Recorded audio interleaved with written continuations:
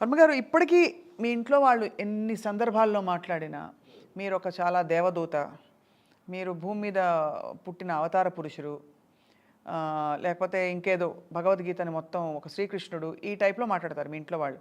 రాముకున్నంత మనసు ఎవరికీ లేదు, రాముకున్నంత బాధ్యత ఇంకెవరికీ లేదు, రాముకున్నంత మంచిదనం ఇంకెవరికీ లేదని. మీరు మాత్రం నేను పదే పదే నేను పరమ డాష్, నేను ఎదవని ఇలా చెప్పుకుంటూ ఉంటారు. అంటే ఇప్పుడు అక్కడ పాయింట్ ఏంటంటే, ఫస్ట్ ఆఫ్ ఆల్ మీరు మనకు మాట వాడినప్పుడు దానికి ఒక డెఫినేషన్ ఇవ్వాలి. మంచితనం డెఫినేషన్ వాళ్ళకేంటి, నాకేంటి, బయట వాళ్ళకి ఏంటి అనేది. జనరల్గా మంచి అనేది ఏంటి, అందరికీ సాయం చేస్తాడు, లేకపోతే అది అని ఏదో ఉంటుంది, కొన్ని పారామీటర్స్ ఉంటాయి. ఆ పారామీటర్స్ నేను ఫాలో అను. అప్పుడు నేను I can't say that I'm a good person. ఏది తప్పు అనుకొని నేను ఎంబ్రేస్ చేస్తాను, నేను అవుట్ ఆఫ్ మై వే వెళ్ళి దాని గురించి సపోర్టింగ్గా మాట్లాడతాను. అలాంటప్పుడు నేను మంచి ఉన్నా చెడ్డ ఉన్నా అంటే అప్పుడు ఎవరికైనా అంటే మంచి చెడు అనేది వాళ్ళ రిలేషన్షిప్లో ఉంటుంది. అమ్మతో నా రిలేషన్షిప్కి మీతోటి, లేకపోతే ఎవరితోటి రోడ్డు మీద వెళ్ళి ఎవరితోనో ఇంకెవరితోనో అందరితో వేరువేరుగా ఉంటుంది. వాళ్ళకు కూడా నా గురించి వేరుగా ఉంటాయి అభిప్రాయాలు. అప్పుడు డైరెక్ట్గా నేను ఇంట్లో వాళ్ళతో ఎలా ఫర్ ఎగ్జాంపుల్ నేను మామూలు ఏమంటుందని ఇప్పుడు నేను చాలా రేరుగా కలుస్తాను ఫ్యామిలీని, అసలు చాలా రేరు. అది ఎందుకంటే నాకు కామన్ టాపిక్ ఉండదు మాట్లాడటానికి. నేను ఎంతసేపు ఎవరితో కలవాలనుకుంటా, ఎక్స్ట్రీమ్ పీపుల్, వాళ్ళు క్రిమినల్స్ అవ్వచ్చు, కాప్స్ అవ్వచ్చు, లేకపోతే ఎవరో పొలిటికల్ లీడర్స్, లేకపోతే ఒక విపరీత మనుషులతోటి నాకు వచ్చిన ఎక్సైట్మెంట్ మామూలు మనుషులతో ఉండరాదు నాకు. అప్పుడు ఇప్పుడు అమ్మతో కానీ మా ఇంట్లో సిస్టర్తో మాట్లాడటానికి నాకు టాపిక్ దొరకదు. ఎందుకంటే వాళ్ళు ఉన్న ప్రపంచం వేరు, ఒక కనెక్షన్ లేదు నాకు. దానికి ఒక కామన్ సబ్జెక్ట్ అనేది చాలా కష్టం. అప్పుడేంటి, నాకు జనరల్ ఎమోషన్స్ అసలు నేను పట్టించుకున్నాను. ఆడేంటి ఇలా అయిపోయాడు అంటే, ఇప్పుడు ఎవడ మా నాన్న పోతాడని ఫిలాసఫీ ఉంది కాబట్టి వాళ్ళకి ఇంటరాక్షన్ ఉన్న వేరే మనుషుల గురించి కూడా నాకు ఇంట్రెస్ట్ ఉండదు. మా అయితే 10 నిమిషాలు 15 నిమిషాలు వాళ్ళు ఏంటి వీళ్ళు ఏంటి నాకు అయిపోతుంది, టాపిక్ అయిపోతుంది. యా, దాని తర్వాత నాకు ముందుకు ఫర్ ఎగ్జాంపుల్ ఈ మధ్యన నా డాటర్కి తను ఇక్కడ 45 days ఉంటే నేను 10 minutes కలిసాను. ఇది హైదరాబాద్లో ఉంది తను. ఆ 10 minutes కూడా నాకు ఏం మాటలు తెలియదు. అది అప్పుడు ఏంటంటే అలాంటి ఆస్పెక్ట్ ఉన్నప్పుడు ఎవరు అలా చేయరు. అంటే ఇప్పుడు ఫ్యామిలీస్తో అంటే సాటర్డేస్ అంటే ఫ్యామిలీతో కలుపుతాను, మంచి భోజనం పెడుతుంది. ఇప్పుడు నాకు భోజనం ఇష్టం ఉండదు, అదొకటి. మళ్ళీ సో భోజనం లేకుండా, మాటలు లేకుండా ఇంకేం చేస్తాం? యా, మళ్ళీ అదొకటి. డ్రింక్ తాగినా కూడా టాపిక్ ఉండదు కదా. సో అప్పుడేంటి, నేను రూట్లెస్గా ఉంటాను. ఎందుకంటే నేను మొహమాటం కోసం ఏం చేయను. ఇప్పుడు మొహమాటం కోసం ఏం చేయనప్పుడు అందుకని ఏంటి, నేను ఫస్ట్ నుంచి అలా చేశాను కాబట్టి వాళ్ళు కూడా అది మర్చిపోయారు. అది అలవాటు అయిపోయింది. అప్పుడు నేను చాలా తక్కువసేపు ఉంటాను కాబట్టి వాళ్ళు మంచోళ్ళు అనుకుంటారు నన్ను. అది నా నిజస్వరూపం అని చూడాల. అది అంటే నిజస్వరూపం అంతకంటే ఏముంటుంది, అట్మోస్ట్ ఎమోషన్ రియాక్షన్ షాట్స్ ఉండవు, అంతే అంతే కదా. సూర్యవతి గారు, చాలా సందర్భాల్లో రామ్గోపాల్ వర్మ గారు నాకు ఎమోషన్స్ లేవు ఉండవంటారు. మీరు నమ్ముతారా? 100% రాంగ్.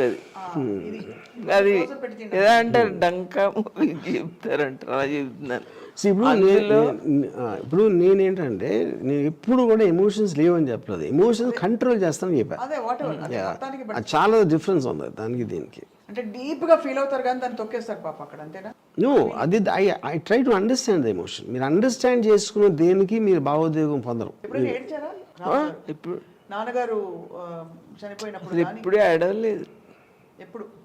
అలా 7 ఏళ్ల వయసులోనే, అమ్మ నువ్వు నన్ను ఎందుకు కొడుతున్నావు అంటే, నువ్వు వేరే ఏదో పెట్టుకున్నావు అన్నాడు. అప్పుడే అర్థమైపోయింది. తప్పు నీది కాదు కానీ కళ్ళల్లో నీళ్ళు కూడా రాలేదు. సో ఇప్పుడు ఇక్కడ ఏంటంటే పాయింట్, మీకు లాజిక్కి ఒక ప్రాక్టికల్ అప్లికేషన్ ఉండదు. ప్రాక్టికల్ అప్లికేషన్ అంటే ఏంటంటే, మీరు అనుకున్న దాన్ని మీరు ప్రాక్టీస్ చేయటానికి, మీరు ఆలోచించడానికి, అవతలోళ్ళు ఎలా తీసుకుంటారనే దానికి, అవతలోళ్ళ దృష్టిలో అది ఎలా ఉంటుంది అనుకునే దానికి ఒక తేడా ఉంటుంది. సో దాంట్లో ఏమైంది, నాకు మా ఫాదర్ పోయినప్పుడు నేను ఇమ్మీడియట్గా నా ఫస్ట్ రియాక్షన్ నాకు తెలిసినప్పుడు నా ఫస్ట్ రియాక్షన్ అమ్మ. ఇది అమ్మకి ఎలా చెప్పాలి యూనో. అప్పుడు నేను ఎక్కడ ఆ టైంలో ఒక ఎస్టీడీ బూత్ ఉండేది, సెల్ ఫోన్స్ ఆ టైంలో. ఎస్టీడీ బూత్లోంచి ఫోన్ చేసి అక్కడ చెప్పాడు నాకు, ఫాదర్ ఎక్కడో భీమవరంలో ఆయనకు హార్ట్ అటాక్ వచ్చింది. అమ్మ ఎక్కడున్నారు అప్పుడు? ఇంట్లో. కానీ ఏంటి, అది మా సిస్టర్ విజయ నన్ను నిద్రపోతా ఉంటే లేపింది. బుజ్జి ఫోన్ చేశాడు అర్జెంటుగా నీతో మాట్లాడాలని. సో నేను బుజ్జి అంత క్లోజ్ కూడా కాదు నాకు. నిద్ర లేపి ఎందుకు చెప్తాను, వెళ్ళి నేను మాట్లాడితే పక్కన ఎవరైనా ఉన్నారన్నాడు. సో అక్కడ అమ్మకి విజయ కూడా డౌట్ వచ్చింది, ఏంటి బుజ్జి రాముతో ఇంత అర్జెంటుగా ఏంటి పని ఏడుతో అని. సో అప్పుడు నేను వెళ్ళి బయట నుంచి ఫోన్ చేసి తెలిసాక నేను వెనక్కి వస్తా ఉట్టి అమ్మకి ఎలా చెప్పాలని ప్రాక్టీస్ చేస్తున్నాను. ఇక్కడ వచ్చేసి నేను గట్టిగా నాన్న అంటే చాలా క్యాజువల్గా చెప్పాను, నాన్నగారికి ఏదో చిన్న గుండె నొప్పి వచ్చిందంట, నేను ఇక్కడికి తీసుకొచ్చేయమని చెప్పాను నాన్న. దానికి అమ్మ అంటే షీ వాజ్ సస్పెక్టింగ్ ఏదో జరుగుతుంది. ఎప్పుడైతే నాన్న పేరు చెప్పానో షీ కొలాప్స్. అక్కడి నుంచి నేను ఇంకా పెద్ద డ్రామా ఆడేసి ఎవరు ఇంటికి రావద్దని చెప్పి అది చెప్పి ఏదో అంతా చేసాను. దీని మొత్తంలో నేను అసలు మర్చిపోయాను. నేను ఎంతసేపు అమ్మకి ఎంత కేర్ఫుల్గా చెప్పాలి, ఎలాగ రివీల్ చేయాలి అనే ఒక స్క్రీన్ ప్లే రాయటంలో బిజీగా ఉన్నాను నేను బేసిక్గా. అయిపోయిన తర్వాత ఒకసారి బాడీ వచ్చేసిన తర్వాత నేను వెళ్ళి అంటే మనం తన హ్యాపీ మూమెంట్స్ని గుర్తుపెట్టుకోను. ఇప్పుడు ఆయన ఫోటో పెట్టి ఇక్కడ దండ పెట్టి ఆ 11వ రోజు ఇవన్నీ మాత్రం దయచేసి చేయొద్దు. దీనికి ముందేంటి మా ఫాదర్ ఏమో ఆయన బాడీని డొనేషన్కి ఇవ్వాలి, ఐస్ డొనేట్ చేయాలి ఏదో చెప్పారు. ఇప్పుడు ఆ టైంలో nobody wants to see that. అంటే ఇప్పుడు మనం నిన్నటి వరకు మనతో ఉన్నప్పుడు నేనేమో నాన్నగారు కోరారు కదా, అది ఎలా మనం అవాయిడ్ చేస్తాం అనే దాంట్లో కొంచెం ఆల్మోస్ట్ ఫోర్స్ఫుల్గా మాట్లాడాను. అప్పుడు అమ్మ ఏడుస్తా నీ ఇష్టం అన్నట్టు అన్నాడు. ఇప్పుడు అయిపోయిన తర్వాత ఐస్ డొనేషన్ అది చూసి అది నేను విపరీతంగా ఐ ఫెల్ట్. ఎందుకంటే అన్ని సంవత్సరాలు వాళ్ళిద్దరూ కలిసి ఉన్నప్పుడు నేనేదో పెద్ద తొక్కలో లాజిక్ తీసుకొచ్చి అని, ఎందుకంటే life is for the living not for the dead. Father పోయారు, ఆయనకి అయితే తెలియదు ఏమవుతుందో. అమ్మకి అలాంటి విజువల్ సబ్జెక్ట్ చేశానని నాకు చాలా చాలా పెద్ద regret. Maybe the most regret incident in my life. Yeah, but that's it. అంటే అయిపోయింది.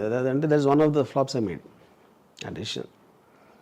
ఓకే, అప్పుడు ఎందుకంటే నేను ఎక్కడి నుంచి ఉన్నాను, అమ్మ ఎప్పటి నుంచి ఫాదర్ నుంచి పెళ్లి చేసుకున్నప్పటి నుంచి ఇన్ని సంవత్సరాలు వాళ్ళు గడిపి, అందుకని ఆ రోజు నేను డిసైడెడ్ నా లైఫ్లో మళ్ళీ ఎప్పుడు నేను ఒక పోయిన వాళ్ళ బాడీ అనేది ఎంచుకోను. That is one I decided first and last time. ఇప్పుడు ఈ సందర్భంలో నేను ఒకటి చెప్తాను మీకు. ఒకటి, ఇప్పుడు ఎవరు ఎప్పుడు పోతారో ఎవరికి తెలియదు. నేను ముందు పోయినా నువ్వు నన్ను చూడద్దు, నేను నిన్ను చూడను. ఎస్, ఇక్కడ ఒక రహస్యం, ఐ లవ్ ఇట్. స్వప్న, ఒక రహస్యం ఇప్పుడు ఫస్ట్ టైం మా అమ్మతో మాట్లాడు. ఎస్, మా అమ్మతో మాట్లాడను. మా అమ్మ నేనేమో 6 నెలలు అయింది అంటాడు. అవన్నీ ఏంటి మేము తలుచుకోవడం కదా.